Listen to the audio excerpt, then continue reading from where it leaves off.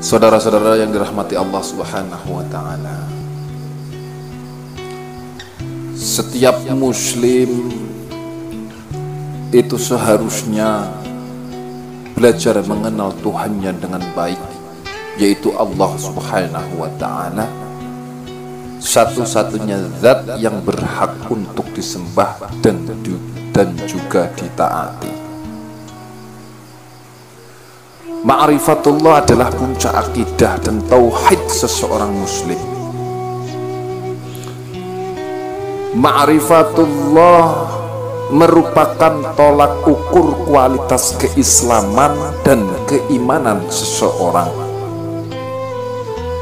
Karena itu, untuk mencapai ketinggian iman seseorang muslim harus tahu dan mengenal dengan baik siapakah Tuhannya.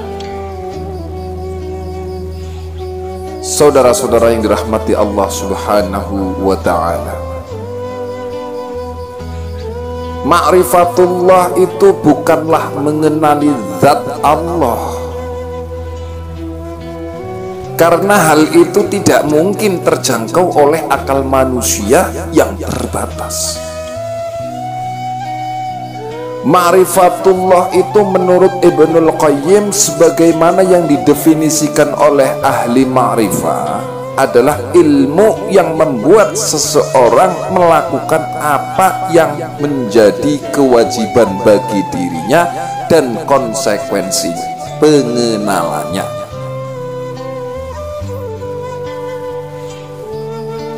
Jadi ma'rifatullah itu tidak dimaknai dengan arti harfiah semata, namun juga dimaknai dengan pengenalan terhadap jalan yang mengantarkan manusia semakin dekat dengan Allah,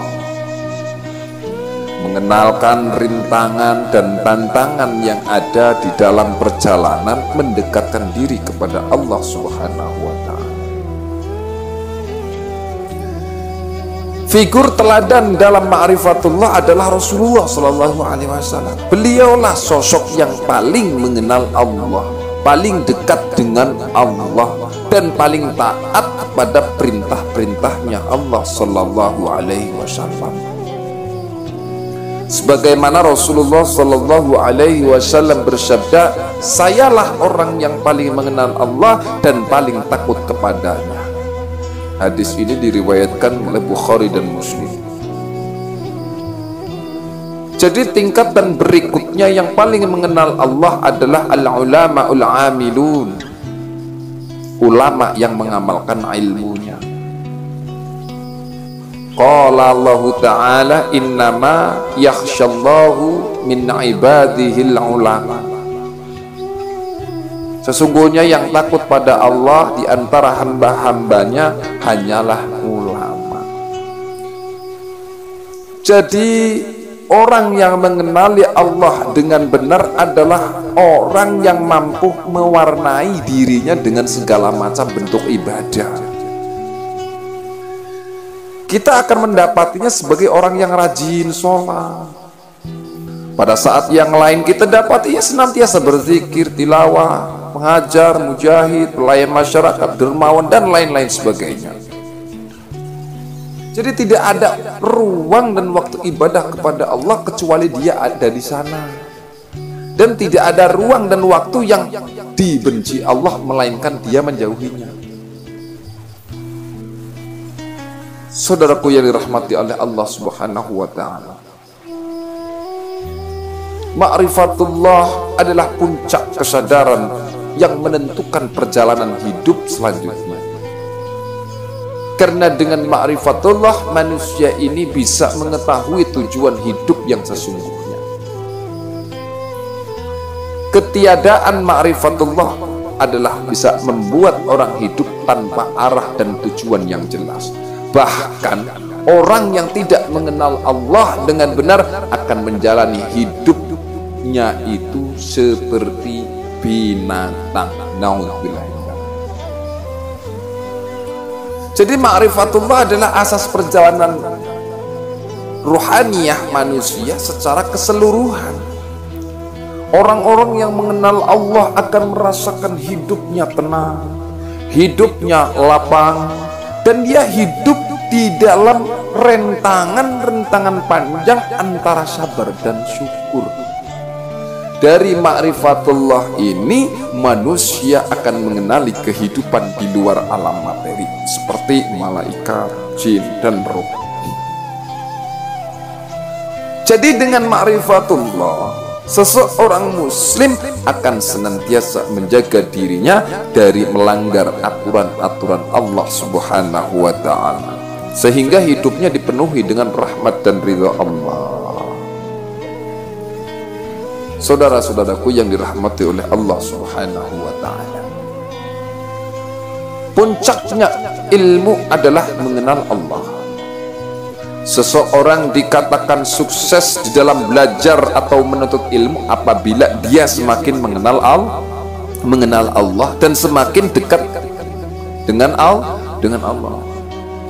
Jadi sampai ini percuma sekolah tinggi-tinggi, gelarnya itu prestisius, segudang, harta melimpah dan jabatan melangit, bila itu semua tidak menjadikannya semakin dekat, semakin kenal, dan semakin taat kepada Allah. Saudaraku yang dirahmati Allah, ma'rifatullah adalah nikmat yang sangat besar. Mengenal Allah akan membuahkan akhlak mulia. Betapa tidak dengan mengenal Allah, kita akan merasa ditatap, didengar, dan juga diperhatikan oleh Allah Subhanahu wa ta'ala, sehingga langkah dan gerak-gerik kita terarah pada jalan yang dikehendaki oleh Allah Subhanahu wa ta'ala. Inilah kenikmatan hidup yang hakiki, inilah kenikmatan hidup yang sebenarnya. Dengan ma'rifatullah, hidup pun menjadi tenang, hidupnya pun menjadi terarah, hidupnya pun ringan, dan juga insya Allah akan mendapatkan suatu kebahagiaan dunia dan akhirat. Tetapi sebaliknya, jika kita jauh dari Allah, hidupnya pun akan terasa berat, hidupnya pun akan terasa sempit, hidupnya pun akan sengsara, tenggelam dalam lumpur dosa, dan terus menerus hidup dalam rentang waktu dan ruang kehinaan. Saudaraku yang dirahmati Allah Subhanahu wa ta'ala, qala Allah ta'ala fi kitabil karim, ngendikanipun Allah Subhanahu wa ta'ala, wa man a'rada an dzikri fa inna lahu ma'isyatan dzankan wa nahsyuruhu yaumal qiyamati a'ma.